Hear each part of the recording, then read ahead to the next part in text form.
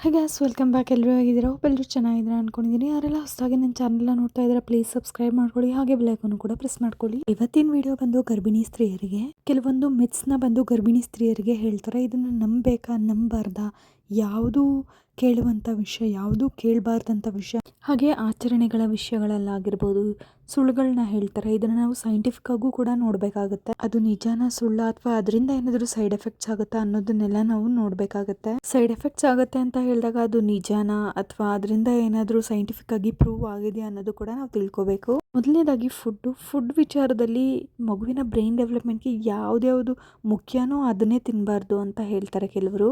ಅದರಲ್ಲಿ ಮೊಸರನ್ನ ತಿನ್ಬೇಡಿ ಅಂತ ಹೇಳ್ತಾರೆ. ಮೊಸರು ತಿಂದ್ರೆ ವೈಟ್ ಪ್ಯಾಚಸ್ ಆಗುತ್ತೆ ಮಗು ಮೇಲೆ ಅಂತ ಕೂಡ ಹೇಳ್ತಾರೆ. ಇದು ಬಂದು ನಾನು ಕಂಪ್ಲೀಟ್ ಆಗಿ ಅಪೋಸ್ ಮಾಡ್ತೀನಿ. ಯಾವುದೇ ಕಾರಣಕ್ಕೂ ಮೊಸರನ್ನ ತಿನ್ನಬಾರ್ದು ಅಂತ ಹೇಳೋದು ತಪ್ಪು. ಮೊಸರು ತುಂಬಾನೇ ಇಂಪಾರ್ಟೆಂಟ್. ಫಸ್ಟ್ ಟ್ರೈಮಿಸ್ಟರ್ ಇಂದ ಹಿಡಿದು ಲಾಸ್ಟ್ ನಿಮ್ ಡೆಲಿವರಿ ಆಗೋವರೆಗೂ ನೀವು ಮೊಸರು ತಿಂದ್ರೂ ಕೂಡ ತಪ್ಪಾಗಲ್ಲ, ನೀವು ತಿನ್ಲೇಬೇಕು. ಮೊಸರು ತಿಂದ್ರೆ ನಿಮ್ಗೆ ಆಗುವಂತ ಒಳ್ಳೇದೇನು ಅಂತ ಹೇಳಿದ್ರೆ ನಿಮ್ಮ ಗಟ್ ಹೆಲ್ತ್ ಆಗಿರ್ಬೋದು, ಮಗುವಿನ ಬ್ರೈನ್ ಡೆವಲಪ್ಮೆಂಟ್ ಆಗಿರ್ಬೋದು ತುಂಬಾ ಒಳ್ಳೇದಾಗಿರುತ್ತೆ. ಹಾಗೆ ಕಾನ್ಸ್ಟಿಪೇಷನ್ ಕಡಿಮೆ ಆಗುತ್ತೆ, ಜೀರ್ಣಕ್ರಿಯೆಗೆ ತುಂಬಾ ಒಳ್ಳೇದು. ಹೊಟ್ಟೆ ಹಸಿವಾಗೋದಕ್ಕೆ ಗುಡ್ ಬ್ಯಾಕ್ಟೀರಿಯಾ ಪ್ರಮೋಟ್ ಆಗುತ್ತೆ. ಹೆಲ್ತ್ ಚೆನ್ನಾಗಿರ್ಬೇಕು ಅಂದ್ರೆ ನೀವು ಕರ್ಡ್ ತಗೊಳ್ಳೇಬೇಕು. ಜೀರ್ಣ ಆಗ್ಬೇಕಂದ್ರೆ ಕರ್ಡ್ ತಗೋಬೇಕು. ಹಾಗೆ ಗುಡ್ ಬ್ಯಾಕ್ಟೀರಿಯಾ ಪ್ರಮೋಟ್ ಆಗಕ್ಕೂ ಕೂಡ ಕರ್ಡ್ ಬೇಕು. ಮತ್ತೆ ಮಗು ಬ್ರೈನ್ ಡೆವಲಪ್ಮೆಂಟ್ ಕೂಡ ತುಂಬಾನೇ ಮುಖ್ಯ. ನಂತರ ಬೇಬಿಗೆ ಒಂದು ಒಳ್ಳೆ ಆರ್ಗನ್ ಡೆವಲಪ್ಮೆಂಟ್ ಇರುತ್ತೆ. ಬೇಬಿಗೆ ಹೊಸ ನ್ಯೂರಾನ್ಸ್ ಉತ್ಪತ್ತಿ ಆಗುತ್ತೆ. ನಂತರ ಕರ್ಡ್ ಅಲ್ಲಿ ತುಂಬಾನೇ ನ್ಯೂಟ್ರಿಯನ್ಸ್ ಇರುತ್ತೆ, ವೈಟಮಿನ್ಸ್ ಇರುತ್ತೆ. ಹೀಗಾಗಿ ಯಾವ್ದ್ಯಾವ್ದು ಮಿತ್ಸ್ ನ ಕೇಳ್ಕೊಂಡು ನೀವು ಕರ್ಡ್ ನ ತಿನ್ನೋದನ್ನ ಸ್ಕಿಪ್ ಮಾಡಕ್ ಹೋಗ್ಬೇಡಿ. ದಿನಕ್ಕೆ 1 ಕಪ್ ಕರ್ಡ್ ತಗೊಳ್ಳೋದ್ರಿಂದ ಯಾವುದೇ ತರ ತೊಂದರೆ ಆಗೋದಿಲ್ಲ. ಇದರಿಂದ ನಿಮ್ಮ ಮಗುಗಾಗಿರ್ಬೋದು ನಿಮ್ಗಾಗಿರ್ಬೋದು ಯಾವುದೇ ರೀತಿ ತೊಂದರೆ ಆಗಲ್ಲ. ಹಾಗೆ ವೈಟ್ ಪ್ಯಾಚಸ್ ಕೂಡ ಬರೋದಿಲ್ಲ. ವೈಟ್ ಪ್ಯಾಚಸ್ ಯಾಕೆ ಬರುತ್ತೆ ಅನ್ನೋದು ಕೂಡ ನಾನು ತಿಳಿಸ್ಕೊಡ್ತೀನಿ. ಮತ್ತೊಂದು ನೇರಳೆ ಹಣ್ಣು. ನೇರಳೆ ಹಣ್ಣು ಸೀಸನ್ ಇದ್ದಾಗ ತುಂಬಾ ಆಸೆ ಆಗ್ತಿರುತ್ತೆ ನೇರಳೆ ಹಣ್ಣು ತಿನ್ಬೇಕು ಅಂತ ಹೇಳ್ಬಿಟ್ಟು. ಆದ್ರೆ ಮನೆಯವ್ರು ಏನ್ ಹೇಳ್ತಾರೆ, ನೇರಳೆ ಹಣ್ಣು ತಿಂದ್ರೆ ಮಗು ಕಪ್ಪಾಗಿ ಹುಟ್ಟುತ್ತೆ, ಮಗು ತುಟಿಗಳೆಲ್ಲ ಕಪ್ಪಾಗುತ್ತೆ ಅಂತ ಹೇಳ್ತಾರೆ. ನಾವು ತಿನ್ನುವಾಗ ಹಣ್ಣು ಕಲರ್ ಚೇಂಜ್ ಆಗ್ಬೋದು, ತುಟಿ ಒಂದ್ ಸ್ವಲ್ಪ ಕಪ್ಪಾಗ್ಬೋದು ಅಷ್ಟೇನೆ. ಅದು ಬಿಟ್ಟು ನಿಮ್ ಮಗುಗ್ ಹೋಗಿ ಕಲರ್ ಚೇಂಜ್ ಮಾಡುತ್ತೆ ಅನ್ನೋದು ತುಂಬಾನೇ ತಪ್ಪು. ಇದು ಒಂದು ದೊಡ್ಡ ಮಿತ್ ಅಂತಾನೆ ನಾನು ಹೇಳ್ತೀನಿ. ಇದರಿಂದ ಒಳ್ಳೆ ನ್ಯೂಟ್ರಿಯನ್ಸ್ ಹೋಗಿ ಮಗುಗ್ ಸೇರುತ್ತೆ. ವೈಟಮಿನ್ ಸಿ ಇರೋದ್ರಿಂದ ಏನೂ ತೊಂದರೆ ಆಗೋದಿಲ್ಲ. ಇದರಲ್ಲಿ ಫೋಲಿಕ್ ಆಸಿಡ್ ಇದೆ, ವೈಟಮಿನ್ಸ್ ತುಂಬಾ ಹೆಚ್ಚಾಗಿರೋದ್ರಿಂದ ಈ ಹಣ್ಣನ್ನ ತಿನ್ಬೋದು. ಹಾಗಂತ ಹೇಳ್ಬಿಟ್ಟು ಜಾಸ್ತಿ ಕೂಡ ತಿನ್ನೋ ಹಾಗಿಲ್ಲ. ಹಾಗಂತ ಹೇಳಿ ತಿಂದೆ ಕೂಡ ಇರಕ್ ಹೋಗ್ಬೇಡಿ. ದಿನಕ್ಕೆ ಒಂದು 5-6 ಅಥವಾ 3-4 ಹಣ್ಣನ್ನ ನೀವು ಆರಾಮಾಗಿ ತಗೋಬಹುದು. ಅದನ್ನು ಕೂಡ ಹಾಗೆ ವಾಶ್ ಮಾಡ್ಕೊಂಡು ತಿನ್ನೋದಲ್ಲ, ಒಂಚೂರು ಪೆಪ್ಪರ್ ಪೌಡರ್ ಅಥವಾ ಉಪ್ಪು ನೀಟಾಗಿ ವಾಶ್ ಮಾಡ್ಕೊಂಡು ತಿನ್ಬೋದು. ಆಗ ನಿಮ್ಗೆ ನೀಟಾಗಿ ಹೋಗುತ್ತೆ. ಗಂಟ್ಲು ಹಿಡ್ಕೊಂಡಂಗೆ ಅನ್ಸುತ್ತಲ್ಲ, ಆ ಥರ ಏನೂ ಅನ್ಸೋದಿಲ್ಲ. ನಂತರ ಇದನ್ನ ತಿನ್ನೋದ್ರಿಂದ ಕಲರ್ ಚೇಂಜ್ ಆಗುತ್ತೆ ಅನ್ನೋದೆಲ್ಲ ಸುಳ್ಳು. ನೀವು ಬ್ರಷ್ ಮಾಡ್ತಾ ಕಲರ್ ಎಲ್ಲ ಹೋಗ್ಬಿಡುತ್ತೆ. ನೆಕ್ಸ್ಟ್ ಬಂದು ಎಗ್ ತಿನ್ನೋದ್ರಿಂದ ಕೆಲವರು ಏನ್ ಅನ್ಕೊಳ್ತಾರೆ ಅಂತ ಹೇಳಿದ್ರೆ, ಮೊಟ್ಟೆ ತಿನ್ನಕ್ ಹೋಗ್ಬಿಡಿ, ಮೊಟ್ಟೆ ತಿಂದ್ರೆ ಮಗುಗೆ ಕೂದಲು ಚೆನ್ನಾಗಿ ಬರೋದಿಲ್ಲ ಅಂತ ಹೇಳ್ತಾರೆ. ಇದು ತಪ್ಪು. ಮೊಟ್ಟೆ ತುಂಬಾನೇ ಮುಖ್ಯ. ಮಗುವಿನ ಕೂದಲು ಕಮ್ಮಿ ಆಗೋದಾಗಿರ್ಬೋದು, ಜಾಸ್ತಿ ಆಗೋದಾಗಿರ್ಬೋದು, ಈ ತರ ಏನು ಪ್ರಾಬ್ಲಮ್ ಮಾಡೋದಿಲ್ಲ. ಎಗ್ ತಿನ್ನೋದ್ರಿಂದ ಮಗುಗೆ ಒಳ್ಳೆ ಪ್ರೋಟೀನ್ ಸಿಗುತ್ತೆ. ಹಾಗೆ ನಿಮ್ಗೂ ಕೂಡ ಒಂದೊಳ್ಳೆ ನ್ಯೂಟ್ರಿಯನ್ಸ್ ಮತ್ತೆ ಪ್ರೋಟೀನ್ ಕೂಡ ಸಿಗುತ್ತೆ. ಹಾಗೆ ವೈಟಮಿನ್ ಡಿ ಸಿಗುತ್ತೆ. ಎಗ್ ನ ನೀವು ಕಂಪಲ್ಸರಿ ತಿನ್ಬೇಕು. ಬೇಬಿಯ ಡೆವಲಪ್ಮೆಂಟ್ಗೆ ತುಂಬಾ ಮುಖ್ಯವಾಗಿರುತ್ತೆ. ಸೊ ಹಾಗಾಗಿ ಕಂಪ್ಲೀಟ್ ಆಗಿ ಎಗ್ ನ ತಿನ್ಬೇಕು. ಅದರಲ್ಲಿ ನಾನು ವೈಟ್ ತಿನ್ಬೇಕಾ ಎಲ್ಲೋ ತಿನ್ಬೇಕಾ ಅನ್ನೋದೇನಿಲ್ಲ. ಕಂಪ್ಲೀಟ್ ಆಗಿ ನೀವು ಫುಲ್ ಎಗ್ ನ ತಗೋಬೇಕು. ಚೆನ್ನಾಗಿ ಬಾಯ್ಲ್ ಮಾಡಿ ತಗೊಳ್ಳಿ. ಸುಮಾರು ಜನ ಪ್ರೆಗ್ನೆನ್ಸಿ ಟೈಮಲ್ಲಿ ಅಕ್ಕಿ ತಿನ್ನಕ್ಕೆ ಇಷ್ಟಪಡ್ತಾರೆ, ಹಾಗೆ ತಿಂತಾ ಇರ್ತಾರೆ, ಮತ್ತೆ ಹುರ್ಕೊಂಡು ಕೂಡ ತಿಂತಾ ಇರ್ತಾರೆ. ಹಸಿ ಅಕ್ಕಿನ ತಗೊಳಕ್ ಹೋಗ್ಬಿಡಿ. ತುಂಬಾ ಜನಕ್ಕೆ ಕ್ರೇವಿಂಗ್ಸ್ ಇರುತ್ತೆ ಅಕ್ಕಿ ತಿನ್ಬೇಕು ಅಂತ ಹೇಳಿ. ಅಂತವರು ಹಾಗಂತ ಹೇಳಿದ್ರೆ ಅಕ್ಕಿ ತಿಂದ್ರೆ ಪ್ರಾಬ್ಲಮ್ ಆಗುತ್ತೆ ಅಂತ ಅಲ್ಲ. ಹಸಿ ಅಕ್ಕಿನ ತಿನ್ನಕ್ ಹೋಗ್ಬಿಡಿ. ರೇಷನ್ ಅಕ್ಕಿ ಆಗಿರ್ಬೋದು, ಸೋನಾ ಮಸೂರಿ ಅಕ್ಕಿ ಆಗಿರ್ಬೋದು, ಹಸಿದು ತಿನ್ನಕ್ ಹೋಗ್ಬಿಡಿ. ಯಾಕಂತಂದ್ರೆ ಅದರಲ್ಲಿ ಕೆಲವೊಂದು ಕೆಮಿಕಲ್ಸ್ ಇನ್ಕ್ಲೂಡ್ ಮಾಡಿರ್ತಾರೆ. ಸೊ ಹೀಗಾಗಿ ನೀವು ಹಸಿ ಅಕ್ಕಿನೇ ತಿನ್ನೋದು ಈ ತರ ಮಾಡಬೇಡಿ. ಈ ತರ ಮಾಡಿದಾಗ ಕೆಮಿಕಲ್ಸ್ ಎಲ್ಲ ಹೊಟ್ಟೆ ಒಳಗಡೆ ಹೋಗಿ ಹೊಟ್ಟೆ ನೋವು ಬರುತ್ತೆ, ಲೂಸ್ ಮೋಷನ್ ಆಗುತ್ತೆ, ಕುಕ್ ಆಗಿರೋದಿಲ್ಲ ಅಲ್ವಾ, ಕೆಲವೊಂದು ಸರಿಯಾಗಿ ಒಣಗಿರೋದಿಲ್ಲ, ಬ್ಯಾಕ್ಟೀರಿಯಾಸ್ ಇರುತ್ತೆ, ಮತ್ತೆ ಕೆಮಿಕಲ್ಸ್ ಕೂಡ ಇನ್ಕ್ಲೂಡ್ ಮಾಡಿರ್ತಾರೆ. ಹೀಗಾಗಿ ಅಕ್ಕಿ ತಿನ್ಬೇಡಿ. ನಾನು ಅಕ್ಕಿನ ತಿನ್ನಿ ಅಂತ ಕೂಡ ಹೇಳೋದಿಲ್ಲ, ಆದ್ರೆ ಅಕ್ಕಿ ತಿಂದ್ರೆ ಮಗು ತಲೆ ಮೇಲೆ ಹೋಗಿ ಕಸ ಕುತ್ಕೊಳ್ಳುತ್ತೆ, ಹಾಗೆ ಮಗುವಿನ ತಲೆ ಮೇಲೆ ಅಕ್ಕಿ ಹಾಗೆ ಇರುತ್ತೆ ಅನ್ನೋದು ಕೂಡ ತುಂಬಾನೇ ತಪ್ಪು. ನಿಮ್ಗೆ ಏನಾದ್ರೂ ಅಕ್ಕಿ ತಿನ್ಲೇಬೇಕು, ತುಂಬಾನೇ ಆಸೆ ಆಗ್ತಿದೆ ಅಂತ ಹೇಳಿದಾಗ 1 ಸ್ಪೂನ್ ಆಗೋಷ್ಟು ಅಕ್ಕಿನ ತಗೊಂಡು ನೀಟಾಗಿ ಫ್ರೈ ಮಾಡ್ಕೊಂಡು ಒಂದು ಬಟ್ಲಲ್ಲಿ ಎತ್ತಿಟ್ಕೊಂಡು ಯಾವಾಗ ಇಷ್ಟ ಆಗುತ್ತೆ ಅವಾಗ ಒಂದು 4 ಕಾಳು ಹಾಕೊಳ್ಳಿ ಅಷ್ಟೇನೆ. ಅದ್ಬಿಟ್ಟು ತಿನ್ಬೇಕು ಅಂತ ಹೇಳ್ಬಿಟ್ಟು ಹಸಿ ಅಕ್ಕಿನೇ ಒಂದು ಬಟ್ಲ್ ತುಂಬಾ ಹಾಕೊಂಡು ತಿನ್ನೋದಾಗಿರ್ಬೋದು, ಜಾಸ್ತಿ ತಿನ್ನೋದಾಗಿರ್ಬೋದು, ಈ ತರದೆಲ್ಲ ಮಾಡಕ್ ಹೋಗ್ಬಾರ್ದು. ಅದರಿಂದ ನಿಮ್ಗೆ ಗಟ್ ಪವರ್ ಕಮ್ಮಿ ಆಗುತ್ತೆ, ಮತ್ತೆ ಹೊಟ್ಟೆ ನೋವೆಲ್ಲ ಜಾಸ್ತಿ ಬರುತ್ತೆ. ಸೊ ಹೀಗಾಗಿ ಅಕ್ಕಿನ ಹೆಚ್ಚಿಗೆ ತಿನ್ನಕ್ ಹೋಗ್ಬಿಡಿ. ಇದು ನ್ಯೂಟ್ರಿಯೆಂಟ್ಸ್ ಅಂತ ಹೇಳ್ಬಿಟ್ಟು ಅಕ್ಕಿ ತಿನ್ನೋದ್ರಿಂದ ಹೋಗಿ ಮಗು ತಲೆ ಮೇಲೆ ಕೂತ್ಕೊಳ್ಳುತ್ತೆ ಅನ್ನೋದು ಕೂಡ ತುಂಬಾನೇ ತಪ್ಪು. ಹಾಗೆಲ್ಲ ನೀವು ತಿನ್ನೋ ಊಟ ಎಲ್ಲ ಹೋಗ್ಬಿಟ್ಟು ಮಗು ತಲೆ ಮೇಲೆ ಇರೋದಿಲ್ಲ. ನಮ್ಗೆ ಜೀರ್ಣ ಆಗಿ ಪ್ಲಾಸೆಂಟಾ ಮುಖಾಂತರನೇ ಮಗುಗೆ ಹೋಗುತ್ತೆ. ಅದನ್ನ ಬಿಟ್ಟು ಬೇರೆ ತರ ಏನೂ ಇಲ್ಲ. ಅದನ್ನೆಲ್ಲ ನಂಬಕ್ ಹೋಗ್ಬೇಡಿ. ಮತ್ತೊಂದು ಏನ್ ಗೊತ್ತಾ, ಮುದ್ದೆ ತಿನ್ನೋದ್ರಿಂದ ಮಗು ಕಪ್ಪಾಗ್ಬಿಡುತ್ತೆ ಅಂತ ಹೇಳ್ಬಿಟ್ಟು ನನಗೆ ಪರಿಚಯ ಇರೋರೇ ಹೇಳಿದ್ರು, ಅವರು ಮುದ್ದೆನೇ ತಿಂತಿರ್ಲಿಲ್ಲ. ಯಾಕೆ ಮುದ್ದೆ ತಿಂತಿರ್ಲಿಲ್ಲ ಅಂತ ಕೇಳಿದಾಗ ಅವ್ರು ಹೇಳಿದ್ದೊಂದೇ, ಮುದ್ದೆ ತಿನ್ನೋದ್ರಿಂದ ಮಗು ಕಪ್ಪಾಗುತ್ತೆ, ಅದರಿಂದ ನಾನು ಮುದ್ದೆನೇ ತಿನ್ನೋದಿಲ್ಲ ಅಂತ ಹೇಳಿದ್ರು.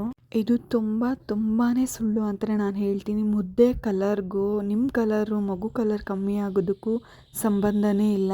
ನಾವು ತಿನ್ನೋ ಫುಡ್ ಕಲರ್ ಬಂದು ಬೇಬಿಗೆ ಏನೂ ಎಫೆಕ್ಟ್ ಮಾಡೋದಿಲ್ಲ. ತಿನ್ನೋ ಊಟಕ್ಕೂ ಬೇಬಿ ಕಲರ್ಗೂ ಯಾವುದೇ ಥರದ ಸಂಬಂಧ ಇಲ್ಲ. ಹಾಗಂತ ಹೇಳ್ಬಿಟ್ಟು ನೀವು ಮುದ್ದೆ ತಿಂದಿರಾ ಇದ್ರಿ ಹಾಗಂತ ಹೇಳ್ಬಿಟ್ಟು ನೀವು ಮುದ್ದೆನೇ ತಿನ್ನೋದಿಲ್ಲ ಅಂತ ಹೇಳಿದ್ರೆ ನೀವು ಸ್ಟ್ರಾಂಗ್ ಇರಲ್ಲ, ಬೇಬಿನೂ ಸ್ಟ್ರಾಂಗ್ ಆಗಿರಲ್ಲ. ಮುದ್ದೆ ಎಷ್ಟು ಒಳ್ಳೆಯದು ಗೊತ್ತಾ? ಮುದ್ದೆ ತಿನ್ನೋದ್ರಿಂದ ತುಂಬ ಗಟ್ಟಿಯಾಗಿರ್ತೀರ ನೀವು. ಕ್ಯಾಲ್ಶಿಯಂ ರಿಚ್ ಆಗಿರುವಂಥ ಒಂದು ಒಳ್ಳೆ ಬೇಬಿನ ನೀವು ಪಡ್ಕೋಬೋದು. ಮುದ್ದೆ ತಿನ್ನೋದ್ರಿಂದ ಮಗು ಕಲರ್ ಕಪ್ಪಾಗ್ಬಿಡುತ್ತೆ, ನಾನು ಮುದ್ದೆನೇ ತಿನ್ನೋದಿಲ್ಲ ಅನ್ನೋ ಮಿತ್ತನ್ನ ತಲೆಯಿಂದ ತೆಗೆದ್ಬಿಟ್ಟು ಚೆನ್ನಾಗಿ ಮುದ್ದೆನ ತಗೊಳ್ಳಿ. ಮುದ್ದೆ ತಗೊಳ್ಳೋದ್ರಿಂದ ತುಂಬಾ ಗಟ್ಟಿಯಾಗಿರ್ತೀರ, ಬೋನ್ಸ್ ಎಲ್ಲ ಸ್ಟ್ರಾಂಗ್ ಆಗಿರುತ್ತೆ, ಬ್ಲಡ್ ಇಂಪ್ರೂವ್ ಆಗುತ್ತೆ, HP ಲೆವೆಲ್ ಇಂಪ್ರೂವ್ ಆಗುತ್ತೆ, ಆರಾಮಾಗಿ ನೀವು ಮುದ್ದೆನ ತಗೋಬೋದು. ಮತ್ತೊಂದು, ಆಪಲ್ ತಿಂದರೆ ನನಗೆ ಶೀತ ಆಗುತ್ತೆ, ಹಾಗೆ ಮಗುಗೂ ಕೂಡ ಶೀತ ಆಗುತ್ತಾ ಅಂತ ಕೇಳ್ತಾರೆ. ಆ ಥರ ಎಲ್ಲ ಏನು ಶೀತ ಆಗಲ್ಲ. ನಿಮ್ಮ ಹೊಟ್ಟೆನಲ್ಲಿ ಬೆಳೀತಾ ಇರೋ ಮಗು ಶೀತ ಆಗೋಕ್ಕೆ ಚಾನ್ಸೇ ಇರೋದಿಲ್ಲ. ನೀವು ತಿನ್ನೋ ಆಹಾರ ಬಂದು ಮಾಡ್ರೇಟ್ ಆಗಿರಬೇಕು ಅಷ್ಟೇ. ನೀವು ಹೆವಿಯಾಗಿ ಖಾರ ಅಥವಾ ಕೋಲ್ಡ್ ಗ್ಯಾಸ್ಟ್ರಿಕ್ ಐಟಮ್ಸ್ ಆಗಿರ್ಬೋದು, ಸ್ಪೈಸಸ್ ಐಟಮ್ಸ್ ಆಗಿರ್ಬೋದು, ಗ್ಯಾಸ್ಟ್ರಿಕ್ ಐಟಮ್ಸು, ಜಂಕ್ ಫುಡ್ಸು, ಆಯಿಲಲ್ಲಿ ಡೀಪ್ ಫ್ರೈ ಮಾಡಿರುವಂಥದ್ದು, ತುಂಬ ಶೀತ ಇರುವಂಥದ್ದು, ಹೀಟ್ ಇರುವಂಥದ್ದು, ಇದನ್ನೆಲ್ಲ ಕಮ್ಮಿ ತಗೊಳ್ಳಿ. ಸ್ವಲ್ಪ ಮಾಡ್ರೇಟ್. ಜಾಸ್ತಿ ತಿನ್ಬಿಟ್ರೆ ಮಗು ಬೇಗ ಬೆಳೆದ್ಬಿಡುತ್ತೆ ಅಂತಲ್ಲ. ನೀವು ಎಷ್ಟೇ ತಿಂದರೂ ಮಗುಗೆ ಎಷ್ಟು ಬೇಕೋ ಅಷ್ಟನ್ನೇ ತಗೊಳ್ಳೋದು, ಮಗುಗೆ ಎಷ್ಟು ಬೇಕೋ ಅಷ್ಟನ್ನೇ ನೀವು ಕೊಡಿ. ಫಾರ್ ಎಕ್ಸಾಂಪಲ್, ನೀವು ಒಂದು ಬೌಲ್ ಆಗೋಷ್ಟು ಫ್ರೂಟ್ಸ್ ತಗೊಂಡಿದ್ದೀರಾ ಅಂತ ಹೇಳಿದ್ರೆ ಅಷ್ಟೇ ಸಾಕು. ನಿಮ್ಮ ದೇಹಕ್ಕೆ ಎಷ್ಟು ಬೇಕೋ ಅಷ್ಟು ಸಿಗುತ್ತೆ. ಅದನ್ನ ಬಿಟ್ಟು ಮಗುಗೊಂದು ಬಟ್ಲು ನನ್ಗೊಂದು ಬಟ್ಲು ಅಂತ ಹೇಳ್ಬಿಟ್ಟು ನೀವು ಎಕ್ಸ್ಟ್ರಾ ತಿಂತಾ ಇದ್ರೆ ದೇಹ ಎಷ್ಟು ಅಂತ ತಡ್ಕೊಳ್ಳುತ್ತೆ ನೀವೇ ಹೇಳಿ? ಎಕ್ಸಸ್ ಆಗಿ ಫ್ಯಾಟ್ ಆಗುತ್ತೆ ಬಿಟ್ರೆ ಮಗು ಬೇಗ ಏನು ದೊಡ್ಡದಾಗ್ಬಿಡೋದಿಲ್ಲ. ಸೊ ಹೀಗಾಗಿ ಸ್ವಲ್ಪ ತಗೊಳ್ಳಿ. ಪ್ರೋಟೀನ್ಸ್, ವಿಟಮಿನ್ಸ್ ಎಲ್ಲಾನು ಇರಬೇಕು ಅದರಲ್ಲಿ. ಐರನ್ ಕಂಟೆಂಟ್ ಆಗಿರ್ಬೋದು, ಕ್ಯಾಲ್ಶಿಯಂ, ಇದೆಲ್ಲನೂ ಸೇರಿ ನೀವು ತಗೊಂಡಾಗ ನಿಮ್ಮ ಬಾಡಿಗಾಗಿರ್ಬೋದು, ಬೇಬಿ ಡೆವಲಪ್ಮೆಂಟ್ಗಾಗಿರ್ಬೋದು ಯಾವುದೇ ರೀತಿಯಾದ ಕೊರತೆಗಳು ಬರೋದಿಲ್ಲ. ಹೀಗಾಗಿ ಈ ಮೆತ್ಗಳನ್ನು ತಲೆ ಕೆಡಿಸ್ಕೊಳಕ್ಕೆ ಹೋಗ್ಬಿಡಿ. ನೀವೇನಾದರೂ ಜಾಸ್ತಿ ಖಾರ ತಿಂದಾಗ ನಿಮ್ಮ ಹೊಟ್ಟೆನಲ್ಲಿ ಅಲ್ಸರ್ ಬರುತ್ತೆ, ನಿಮಗೆ ಪ್ರಾಬ್ಲಮ್ ಆಗುತ್ತೆ. ಮತ್ತು ಕೋಲ್ಡ್ ಐಟಮ್ಸ್ ತಿಂದಾಗ ನಿಮಗೆ ಶೀತ ಆಗುತ್ತೆ. ಹೆವಿ ಹೀಟ್ ತಿಂದಾಗ ಹೊಟ್ಟೆ ನೋವು ಬರುತ್ತೆ, ಮತ್ತು ಲೂಸ್ ಮೋಷನ್ ಕೂಡ ಆಗುತ್ತೆ. ನಮ್ಮ ದೇಹಕ್ಕೆ ಬ್ಯಾಲೆನ್ಸ್ ಆಗುವಂಥ ಫುಡ್ನ ನಾವು ಕೊಡಬೇಕಾಗುತ್ತೆ. ಹೆಚ್ಚಿಗೆ ಕೊಡೋದು ಕಡಿಮೆ ಕೊಡೋದು ಆದಾಗ ಸೈಡ್ ಎಫೆಕ್ಟ್ಸ್ ಅಂತೂ ಆಗೋದಂತೂ ಖಂಡಿತ. ಬೇಬಿಗೆ ಈ ಥರ ಫುಡ್ ಎಲ್ಲ ಹೋಗಿ ಏನೂ ಮಾಡೋದಿಲ್ಲ. ನೀವು ಆದಷ್ಟು ಕೆಮಿಕಲ್ ಇಲ್ಲದೆ ಇರೋ ಫುಡ್ಡನ್ನು ತಗೊಳ್ಳಿ, ಕಲರ್ ಆಗದೆ ಇರೋವಂಥ ಫುಡ್ಡನ್ನು ತಗೊಳ್ಳಿ. ಆರ್ಗ್ಯಾನಿಕ್ ಆಗಿ ತಗೊಳ್ಳೋದ್ರಿಂದ ನಿಮಗೂ ಕೂಡ ಒಳ್ಳೆಯದು, ನಿಮ್ಮ ಮಗುಗೂ ಕೂಡ ಒಳ್ಳೆಯದು. ಇದೆಲ್ಲನೂ ಕೆಲವೊಂದು ಮಿತ್ತಾಗಿ ನೀವು ಹೇಳುವಂಥದ್ದು. ಮತ್ತೊಂದು ಏನು ಗೊತ್ತಾ, ನಾವು ಹೊಟ್ಟೆನ ಸವರ್ಕೊಂಡ್ರೆ ಮಗು ಕೂಡ ಸಣ್ಣ ಆಗಿಬಿಡುತ್ತೆ ಅಂತ ಕೂಡ ಕೆಲವರು ಹೇಳ್ತಾರೆ. ಆ ಥರ ಏನೂ ಆಗೋದಿಲ್ಲ. ಇದೊಂದು ದೊಡ್ಡ ಮಿತ್ ಅಂತಲೇ ನಾನು ಹೇಳ್ತೀನಿ. ಯಾಕೆ ಅಂತ ಹೇಳಿದ್ರೆ ಮಗು ತುಂಬ ಲೇಯರ್ಗಳ ಒಳಗಡೆ ಇರುತ್ತೆ, ಗರ್ಭಕೋಶದಲ್ಲಿರುತ್ತೆ. ನೀವು ನಿಮ್ಮ ಹೊಟ್ಟೆನ ಸವರ್ಕೊಳ್ಳೋದ್ರಿಂದ ಮಗು ಸಣ್ಣ ಆಗೋದಿಲ್ಲ. ನಿಮಗೆ ಬಾಂಡಿಂಗ್ ತುಂಬ ಚೆನ್ನಾಗಿರಬೇಕು, ಮಗು ಜೊತೆ ಮಾತಾಡಬೇಕು ಅಂತ ಹೇಳಿದಾಗ ನೀವು ಹೊಟ್ಟೆ ಸವರ್ಕೊಂಡು ಮಗು ಜೊತೆ ಮಾತಾಡ್ಕೋಬೋದು. ಬೇಬಿಗೆ ಗೊತ್ತಾಗುತ್ತೆ ನೀವು ಸವರ್ತಾ ಮಾತಾಡ್ತಿರೋದು. ಮತ್ತೊಂದು, ಕನ್ಸೀವ್ ಆಗಿರ್ಬೇಕಾದ್ರೆ ಚಪ್ಪಂಗಲ್ ಹಾಕೊಂಡು ಕೂತ್ಕೋಬೇಡಿ. ಈ ಥರ ಕೂತ್ಕೊಳ್ಳೋದ್ರಿಂದ ಮಗು ತಲೆ ಉದ್ದ ಆಗಿಬಿಡುತ್ತೆ ಅಂತಲೂ ಕೂಡ ಹೇಳ್ತಾರೆ. ಆ ಥರ ಎಲ್ಲ ಏನೂ ಆಗೋದಿಲ್ಲ. ಕೆಲವೊಂದು ಟೈಮಲ್ಲಿ ಬೇಬಿ ಗ್ರೋ ಆಗಬೇಕಾದ್ರೆ ಯಾವ ಪೊಸಿಷನಲ್ಲಿ ಇರುತ್ತೆ ಅನ್ನೋದು ಕೂಡ ಇದಕ್ಕೆ ಮ್ಯಾಟ್ರ್ ಆಗುತ್ತೆ. ಕೆಲವರಿಗೆ ಜೀನ್ಸಿಂದ ಬಂದಿರುತ್ತೆ, ತುಂಬ ಕೂತಾಗ ನಿಂತಾಗ ತಲೆ ಉದ್ದ ಆಗುತ್ತೆ ಅನ್ನೋದು ಕೂಡ ತುಂಬಾ ಮಿತ್. ಆದರೆ ಏನೇ ಮಾಡಬೇಕಾದ್ರೂ ನೀವು ತುಂಬ ಹೊತ್ತು ಮಾಡೋಕ್ಕೆ ಹೋಗ್ಬಿಡಿ. ತುಂಬ ನಡೆಯೋದಾಗಿರ್ಬೋದು, ತುಂಬಾ ಕೂತ್ಕೊಳ್ಳೋದು, ನಿಂತ್ಕೊಳ್ಳೋದು, ಈ ಥರದ್ದೆಲ್ಲ ಮಾಡೋಕ್ಕೆ ಹೋಗ್ಬಿಡಿ. ನಡೀತಾ ಇದ್ದೀರಾ ಅಂತ ಹೇಳಿದಾಗ ಸ್ವಲ್ಪ ಬ್ರೇಕ್ ಕೊಡಿ. ಏನೇ ಮಾಡಿದ್ರೂ ಕೂಡ ಆಯಾಸ ಆಗೋ ರೀತಿಯಲ್ಲಿ ಮಾಡೋಕ್ಕೆ ಹೋಗ್ಬಿಡಿ. ಎಲ್ಲದಕ್ಕೂ ಬ್ರೇಕ್ ಕೊಡಿ, ಆಗ ಸರಿ ಹೋಗುತ್ತೆ. ಇದು ನಿಮ್ಮ ಸ್ಪೈನಲ್ ಕಾರ್ಡ್ಗೆ ತುಂಬಾ ಒಳ್ಳೆಯದು.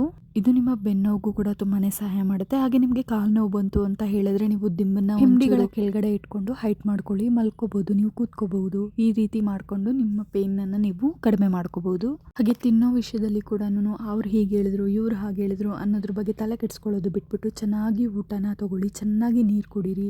ಯಾವ ಫುಡ್ ತಿಂತೀವೋ ಆ ಕಲರ್ ಆಗಿಬಿಡುತ್ತೆ ಮಗು ಅನ್ನೋದೆಲ್ಲ ತಪ್ಪು. ನೀವು ಎಲ್ಲ ಊಟನ ತಗೊಳ್ಳಿ, ಎಲ್ಲನೂ ಚೆನ್ನಾಗಿ ತಿನ್ನಿ. ಕೆಂಪಕ್ಕಿ ಆಗಿರ್ಬೋದು, ಮುದ್ದೆ ಆಗಿರ್ಬೋದು, ಮೊಟ್ಟೆ ಎಲ್ಲನೂ ತಗೊಳ್ಳಿ. ಹಾಗೆ ಫ್ರೂಟ್ಸು, ಜ್ಯೂಸು ಎಲ್ಲನೂ ಇರಬೇಕು ನಿಮ್ಮ ಡಯಟಲ್ಲಿ. ಎಲ್ಲನೂ ಇನ್ಕ್ಲೂಡ್ ಆಗಿರಬೇಕು. ಎಲ್ಲ ಫುಡ್ಸು, ಎಲ್ಲ ಪ್ರೋಟೀನ್, ವೈಟಮಿನ್ಸ್, ಮಿನರಲ್ಸ್ ಎಲ್ಲನೂ ತುಂಬಿರಬೇಕು. ಆ ಥರ ತಗೊಳ್ಳಿ. ನಿಮಗೂ ಒಳ್ಳೆಯದು, ನಿಮ್ಮ ಮಗುಗೂ ಒಳ್ಳೆಯದು, ಬಾಡಿ ಕೂಡ ಸ್ಟ್ರೆಂತ್ ಆಗಿರುತ್ತೆ. ಮತ್ತೊಂದೇನು ಗೊತ್ತಾ, ಬರೀ ಜ್ಯೂಸ್ಗಳನ್ನೇ ಕುಡಿದು ಬಿಡೋದು. ಯಾಕೆ ಜ್ಯೂಸ್ಗಳು ಕುಡಿತಾರೆ ಅಂತ ನೋಡೋದಾದ್ರೆ, ಜ್ಯೂಸ್ಗಳು ಕುಡಿದ್ರೆ ಮಗು ತುಂಬ ಕೆಂಪು ಕೊಟ್ಟುತ್ತೆ, ಕಲರ್ ಕೊಟ್ಟುತ್ತೆ ಅಂತ ಹೇಳ್ಬಿಟ್ಟು. ವೈಟಮಿನ್ ಇ ಬಂದು ಸ್ಕಿನ್ ಅನ್ನ ಗ್ಲೋ ಮಾಡುತ್ತೆ. ಮೆಲನಿನ್ ಅನ್ನೋದ್ರಿಂದನೇ ನಮ್ಮ ಕಲರ್ ಬಂದು ಡಿಸೈಡ್ ಆಗೋದು. ನಾವು ಹೆಚ್ಚಾಗಿ ವೈಟಮಿನ್ ಇ ತಗೊಂಡಾಗ ಕಲರ್ಸ್ ಏರುಪೇರಾಗೋದು ಅಥವಾ ಕಲರ್ ಕಮ್ಮಿ ಆಗೋದಾ ಜಾಸ್ತಿ ಆಗೋದಾ ಅನ್ನೋದು ಇರುತ್ತೆ. ಸೊ ಹೀಗಾಗಿ ನಾನು ವೈಟಮಿನ್ ಇ ಮತ್ತೆ ಸಿ ಇರೋ ಜ್ಯೂಸ್ಗಳನ್ನೇ ಕುಡ್ಕೊಂಡು ಅದನ್ನೇ ಜಾಸ್ತಿ ಇರುವಂಥದ್ದನ್ನೇ ನಾನು ಕನ್ಸ್ಯೂಮ್ ಮಾಡ್ತೀನಿ. ಸಾಲಿಡ್ ಫುಡ್ ತಗೊಳ್ಳಲ್ಲ ಅನ್ನೋದು ತುಂಬಾನೇ ತಪ್ಪು. ತಿನ್ಬೇಕು, ತಿನ್ನಿ, ಅದಕ್ಕೆ ಅಂತ ಹೇಳ್ಬಿಟ್ಟು ಊಟನೆಲ್ಲ ಬಿಡೋದೆಲ್ಲ ತುಂಬಾನೇ ತಪ್ಪು. ಈಗ ಫ್ರೂಟ್ಸ್ ತಿನ್ಬೇಡಿ ಅಂತ ಯಾರು ಹೇಳ್ತಾರೆ? ದಾಳಿಂಬೆ ಹಣ್ಣಲ್ಲಿ ಮತ್ತೆ ಅವಕ್ಯಾಡೋ ಆಗಿರ್ಬೋದು, ಬೆಣ್ಣೆ, ತುಪ್ಪ, ಮೊಸರು, ಮಜ್ಜಿಗೆ ಇದೆಲ್ಲನೂ ಒಳ್ಳೆಯದೇ. ಇದೆಲ್ಲ ಏನು ಮಾಡುತ್ತೆ ಅಂದರೆ ಮಗುವಿನ ಸ್ಕಿನ್ನನ್ನು ಗ್ಲೋ ಮಾಡುತ್ತೆ ಹೊರತು ಮಗು ಕಲರ್ನ 100% ಯಾವುದೇ ಪ್ರಾಡಕ್ಟ್ ಆಗಿರ್ಬೋದು ಚೇಂಜ್ ಮಾಡೋಕ್ಕೆ ಸಾಧ್ಯನೇ ಇಲ್ಲ. ಮಗು ಸ್ಕಿನ್ನನ್ನು ಗ್ಲೋ ಮಾಡ್ಬೋದು ಅಷ್ಟೇ ಹೊರತುಪಡಿಸಿ ಯಾವುದೇ ಫ್ರೂಟ್ಸ್ ತಿಂದ್ಬಿಟ್ರೆ ಮಗು ಆ ಕಲರ್ ಆಗಿಬಿಡುತ್ತೆ ಅನ್ನುವಂಥ ನಂಬಿಕೆಗಳನ್ನ ಇಟ್ಕೊಂಡು ಬರೀ ಫ್ರೂಟ್ಸ್ನೇ ಒಂದು ಕಪ್ ಹಾಕ್ಕೊಂಡು ತಿನ್ಕೊಂಬಿಡೋದು, ಈ ಥರ ಎಲ್ಲ ಮಾಡಬಾರ್ದು. ಎಲ್ಲನೂ ಇರಬೇಕು, ಎಲ್ಲನೂ ಇನ್ಕ್ಲೂಡ್ ಆಗಬೇಕು. Protein, vitamins, minerals, calcium, iron ಇದೆಲ್ಲ ಇನ್ಕ್ಲೂಡ್ ಆಗಿ ಮಗು ದೇಹಕ್ಕೆ ಸೇರಿದಾಗ ನೀವು ಹೆಲ್ದಿಯಾಗಿರ್ತೀರ, ಮಗುವಿನ ಬೆಳವಣಿಗೆನೂ ಚೆನ್ನಾಗಿರುತ್ತೆ, ಮಗು ಕೂಡ ಹೆಲ್ದಿಯಾಗಿರುತ್ತೆ. ಮತ್ತು ಇನ್ನೊಂದು, ತಂದೆ ತಾಯಿ ಡಾರ್ಕ್ ಆಗಿರ್ತಾರೆ ಮತ್ತು ಅಜ್ಜಿ ತಾತನೂ ಡಾರ್ಕ್ ಆಗಿರ್ತಾರೆ, ಹಾಗಂತೇಳಿ ಮಗು ಕೂಡ ಬೆಳ್ಳಕ್ಕಾಗಬೇಕು ಅಂತ ಏನಿಲ್ಲ. ಜೆನೆಟಿಕ್ ಇಂದ ಬರುವಂಥ ವಿಷ ಬೇಬಿ ಕಲರನ್ನಾಗಿರ್ಬೋದು, ಕೂದಲನ್ನಾಗಿರ್ಬೋದು ಚೇಂಜ್ ಮಾಡುತ್ತೆ. ನೀವು ತಿನ್ನುವಂಥ ಯಾವುದೇ ಫುಡ್ ಆಗಿರ್ಬೋದು ಅದು ಬೇಬಿ ಕಲರ್ನ ಡಿಸೈಡ್ ಮಾಡೋಕ್ಕೆ ಚಾನ್ಸ್ ಇಲ್ಲ. ನಾನು ಮತ್ತೆ ಹೇಳ್ತಾ ಇದ್ದೀನಿ, ನೀವು ಏನೇ ಫುಡ್ ತೊಗೊಂಡ್ರು, ಯಾವುದೇ ಥರದ ಫ್ರೂಟ್ಸ್ ತೊಗೊಂಡ್ರು ಬೇಬಿ ಸ್ಕಿನ್ನನ್ನು ಗ್ಲೋ ಮಾಡ್ಬೋದು ಅಷ್ಟೇನೆ. ಕಲರ್ ಡಿಸಿಷನ್ನು ಫ್ರೂಟ್ಸಲ್ಲಾಗಿರ್ಬೋದು, ಫುಡ್ಡಲ್ಲಾಗಿರ್ಬೋದು, ನೀವು ಕುಡಿಯೋ ನೀರಲ್ಲಾಗಿರ್ಬೋದು, ವೆಜಿಟೇಬಲ್ಸಲ್ಲಾಗಿರ್ಬೋದು, ಇದು ಯಾವುದು ಕೂಡ ಬೇಬಿ ಕಲರ್ಗೆ 100% ಇಂಪ್ರೂವ್ ಮಾಡುತ್ತೆ ಅಂತ ಹೇಳಕ್ಕೆ ಬರೋದೇ ಇಲ್ಲ. ಜಸ್ಟ್ ಗ್ಲೋ ಮಾಡ್ಬೋದು, ಹೆಲ್ದಿಯಾಗಿ ಇಟ್ಕೋಬೋದು, ಫ್ರೆಶ್ ಆಗಿ ಇಟ್ಕೋಬೋದು ಸ್ಕಿನ್ನನ್ನು ಅಷ್ಟೇ. ಅದಕ್ಕೆ ಅಂತ ಹೇಳ್ಬಿಟ್ಟು ಬರೀ ಫ್ರೂಟ್ಸ್ನೇ ತಿನ್ಕೊಂಡಿದ್ರು ಅದು ಕೂಡ ತಪ್ಪಾಗುತ್ತೆ ಮತ್ತು ಬಾಡಿಗೆ ಎಫೆಕ್ಟ್ ಕೊಡುತ್ತೆ. ನೀವು ದಿನಕ್ಕೆ ಒಂದು ಬಟ್ಲಾಗೋಷ್ಟು ಯಾವುದೇ ಥರದ ಫ್ರೂಟ್ ಆದರೂ ಒಂದು ಬೌಲ್ ಸಾಕಾಗುತ್ತೆ. ನೀವೇನು ಮಾಡ್ತೀರಾ, ಮಗುಗೊಂದು ಬೌಲ್ ಇರಲಿ, ನನಗೊಂದು ಬೌಲ್ ಇರಲಿ ಅಂತ ಹೇಳ್ಬಿಟ್ಟು ಎರಡನ್ನೂ ಸೇರಿಸಿ ತಿಂತೀರಾ. ಇಲ್ಲಾಂದರೆ 1.5 ಕಪ್ ಆಗೋಷ್ಟು ಫ್ರೂಟ್ಸ್ನ ತಿಂದ್ಬಿಡ್ತೀರಾ. ಅದನ್ನು ತಿಂದೇ ಹೊಟ್ಟೆ ತುಂಬೋಗ್ಬಿಡುತ್ತೆ. ಅದಾದಮೇಲೆ ಊಟ ತಿನ್ನೋಕ್ಕೆ ಜಾಗನೇ ಇರೋದಿಲ್ಲ. ಈಗ ಹೆಚ್ಚಾಗಿ ತೊಗೊಂಡಾಗ ಏನಾಗುತ್ತೆ ಅಂತ ಹೇಳಿದ್ರೆ ಕೋಲ್ಡ್ ಆಗುತ್ತೆ, ಕಾಫ್ ಆಗುತ್ತೆ, ನೆಗಡಿ ಬರುತ್ತೆ. ಈ ಥರ ಎಲ್ಲ ಬಂದಾಗ ನಮ್ಮ ಬಾಡಿಗೆ ಅಲ್ವಾ ತೊಂದರೆ ಆಗೋದು. ಹಾಗಾಗಿ ನೀವು ಏನೇ ತೊಗೊಳ್ಳಿ, ಯಾವುದೇ ಥರ ಫ್ರೂಟ್ಸ್ ಆಗಿರ್ಬೋದು, ವೆಜಿಟೇಬಲ್ಸ್ ಆಗಿರ್ಬೋದು, ಫುಡ್ ಆಗಿರ್ಬೋದು, ಯಾವುದೂ ಅಷ್ಟೇ ಹೆಚ್ಚಾಗಿ ತೊಗೊಳಕ್ಕೆ ಹೋಗಬೇಡಿ. ನಿಮಗೆಷ್ಟು ಸೇರುತ್ತೋ ಅಷ್ಟನ್ನ ಮಾತ್ರನೇ ತೊಗೊಳ್ಳಿ. ಅದನ್ನು ಹೊರತುಪಡಿಸ್ಬಿಟ್ಟು ಮಗು ಕಲರ್ನ ಮೈಂಡಲ್ಲಿ ಇಟ್ಕೊಂಡು ನೀವು ಜಾಸ್ತಿ ತಿನ್ನೋದನ್ನು ಮಾಡಬೇಡಿ.